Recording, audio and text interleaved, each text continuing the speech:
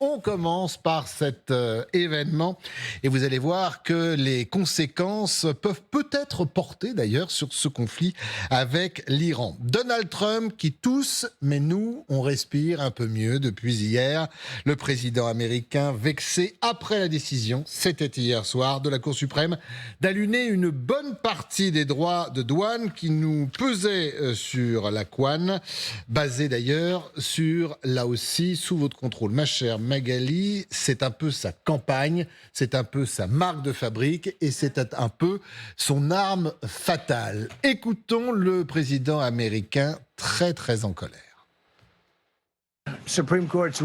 La décision de la Cour suprême sur les droits de douane est profondément décevante. Et j'ai honte de certains membres. Honte de voir qu'ils n'ont pas eu le courage de faire ce qui est bon pour notre pays. Les pays étrangers qui ont profité de nous pendant des années sont extrêmement heureux. Tellement heureux qu'ils dansent dans les rues. Mais ils ne vont pas danser longtemps, je peux vous l'assurer. Encore des menaces, mais l'arme est sérieusement émoussée. On va retrouver d'ailleurs Sonia Dridi, notre correspondante depuis la salle de presse de la Maison-Blanche. Non loin d'un Donald Trump, Sonia, en colère, touché, vexé, je ne sais pas comment le qualifier. Oui, c'est un Donald Trump très remonté qui s'est exprimé depuis la salle de presse de la Maison-Blanche après l'annonce de la décision de la Cour suprême. Il a parlé d'une mauvaise décision. Il a dit qu'il avait honte de certains juges. Il a même accusé certains d'avoir agi sous influence étrangère sans donner aucune preuve. Donald Trump qui a confié avoir été surpris depuis le début de son second mandat. Les contre-pouvoirs sont très affaiblis, donc il a l'habitude d'avoir le champ libre. Il ne se laisse pas abattre. Il a annoncé qu'il allait signer un décret pour imposer un droit de douane mondial de 10%. C'est également un revers pour sa diplomatie puisqu'il s'est beaucoup servi de ces droits de douane comme levier pour négocier. Merci beaucoup Sonia. Magali. Oui, c'est un revers, peut-être plus encore. On en parlait hors antenne, Trump a des rendez-vous très importants et ça risque de bouleverser son planning. Non, mais c'est un coup de tonnerre, en fait, ce qui s'est passé hier, cette décision de la Cour suprême. On voit d'ailleurs la violence avec laquelle il attaque les juges de la Cour suprême. Il en a nommé 3 lors de son premier mandat. Il était persuadé de pouvoir compter sur une majorité. Eh bien non, il y a la séparation des pouvoirs aux États-Unis et cette Cour, elle a jugé en son âme et conscience et peu importe les pressions politiques. Alors c'est un revers cinglant parce qu'en effet, comme le dit Sonia, les droits de douane, c'est vraiment le cœur de sa politique économique. Il y a quand même depuis le début. Et depuis le mois d'avril, depuis que ces droits de douane sont en place, les États-Unis ont récupéré quand même 200 milliards. Donc maintenant, il va falloir savoir. Ça, c'est la grande question. Il va falloir les rendre alors. Parce qu'il va falloir. C'est-à-dire que s'il y a eu une affaire, c'est bien parce qu'il y a des entreprises qui veulent récupérer leur argent. Donc vous imaginez les procès multiples qui vont durer pendant des années pour essayer de récupérer justement cet argent. Est-ce que ça va vraiment se passer comme ça ? 200 milliards à récupérer. On voit bien aussi à quel point, vous parliez de ce rendez-vous important, pour Donald Trump, c'est extrêmement compliqué de l'expliquer à son électorat. Il y a un rendez-vous très important, c'est mardi soir aux États-Unis, Donald Trump qui va s'exprimer devant le Congrès, les 2 chambres réunies, c'est le discours sur l'état de l'Union, c'est tous les ans au même moment et c'est le moment finalement où Donald Trump tire le bilan de l'année écoulée. Vous regardez le bilan, finalement, sa politique économique, on voit bien qu'il y a un ralentissement de la croissance économique. Il ne peut plus, a priori, compter sur ses droits de douane, même si on voit bien qu'il va certainement trouver d'autres stratagèmes pour les mettre en place. Mais 10%, en tout cas, ce qu'il nous promet, on est loin des 50, 100, 200%. Sa politique migratoire, elle est très contestée aussi. Il a dû faire marche arrière aussi à Minneapolis, quand même, avec l'ICE face aux polémiques. Donc, quelle va être la teneur du discours sur l'état de l'Union mardi soir? Ça va être extrêmement intéressant et vous pourrez le suivre d'ailleurs en direct sur LCI. Mais on y compte bien. Commentaire justement sur ce président vexé. Alors, restez bien avec nous parce que vous verrez qu'un président vexé, c'est un président qui peut frapper. Et on reparlera de ce qui va se passer dans les heures ou les jours à venir face à l'Iran. Mais d'abord sur ce coup de tonnerre, coup de massue, parce que c'était l'arme de Donald Trump, ce droit de douane. Alors c'était à la fois effectivement l'arme fatale pour Donald Trump, c'était aussi l'ossature de son projet économique parce que on parle, alors les experts peuvent varier un peu sur le montant des recettes prévues, entre 175 et 200 milliards en effet, mais c'est de cet ordre-là, et c'est de l'argent qui était promis finalement aux Américains, qui devait être redistribué notamment à certains ménages, à certains foyers, et donc ça faisait partie de son argument électoral. Notamment pour l'immobilier, hein, pour se loger, voilà, les parce soins. qu'il y a un grand problème effectivement d'accès à la propriété maintenant aux États-Unis. Il y a eu la question des taux d'intérêt qui maintenant ont tendance un peu à baisser, mais la réalité c'est que c'était quand même un argument électoral de poids qui a été très utilisé d'ailleurs pendant la campagne, et aujourd'hui il se retrouve forcément un peu démuni. Donc ça c'est la première leçon. Le deuxième élément qui me paraît intéressant sur le plan international cette fois, c'est dans sa relation avec les pays étrangers, parce que là il avait réussi à négocier ou à imposer par la force finalement de la négociation léonine des droits de douane extrêmement importants, mais de gré à gré, si l'on peut dire, avec des pays. Et là, il est obligé d'imposer des droits généraux. Et ça, il n'aime pas du tout, parce que ça, finalement, ça revient à une globalisation. Lui, il préfère discuter en bilatéral avec ses interlocuteurs. Et puis, il y a quand même un autre point qui est important, c'est que dans ce que dit la Cour suprême, il y a un message qui est envoyé au Congrès.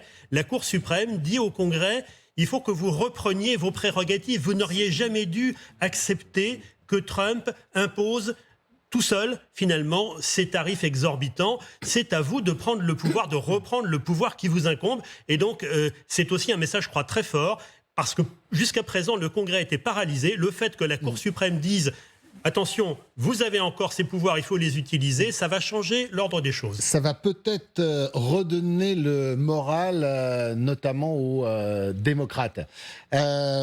Président qui pleure, président qui rit. Ce matin, Emmanuel Macron, en arrivant au salon de l'agriculture, ne s'est pas privé de réagir sur ce qui est arrivé à Donald Trump. On va l'écouter.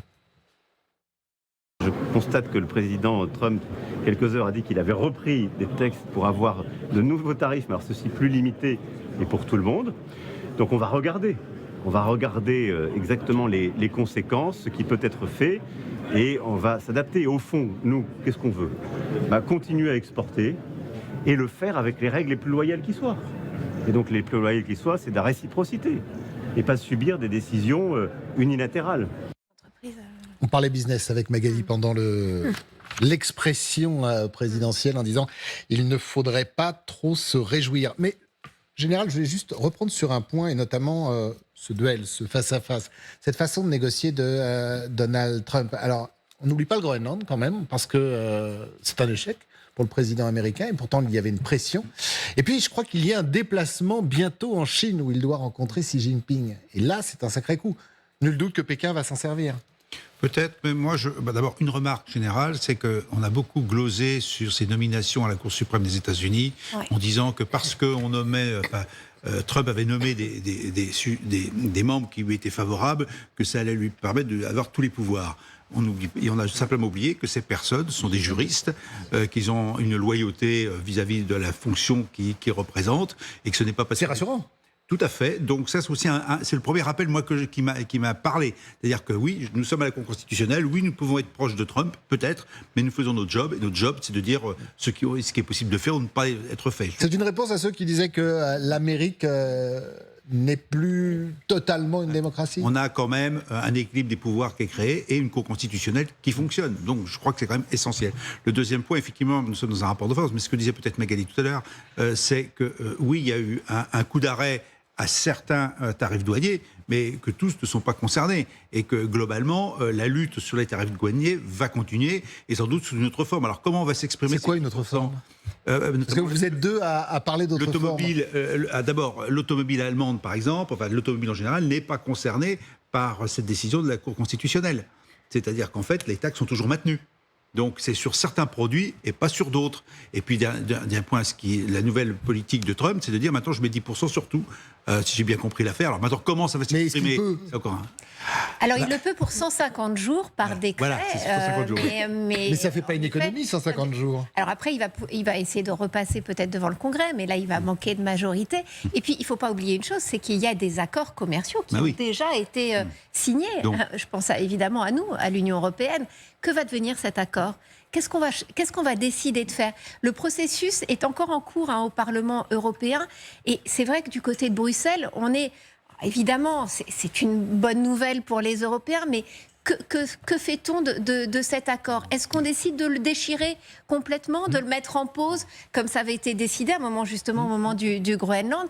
On voit qu'au Parlement européen, d'ailleurs, il y a une réunion d'urgence qui est convoquée lundi, que la Commission européenne est extrêmement prudente et dit être en contact étroit avec l'administration américaine pour obtenir des éclaircissements.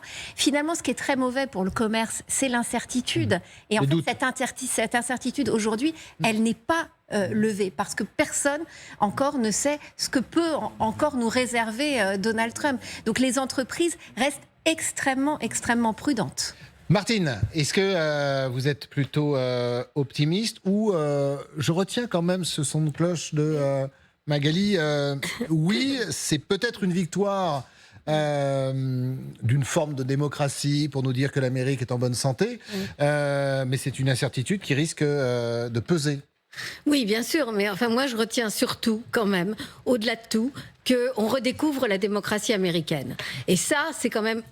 C'est vraiment capital. C'est très important parce que ça peut aussi faire réfléchir d'autres pays qui entendent restreindre les pouvoirs des cours suprêmes, certains types de régimes illibéraux, et finalement peut-être mettre un coup d'arrêt, en tout cas faire réfléchir des gens qui ont pris le trumpisme comme l'axe idéologique triomphant, tonitruant, victorieux.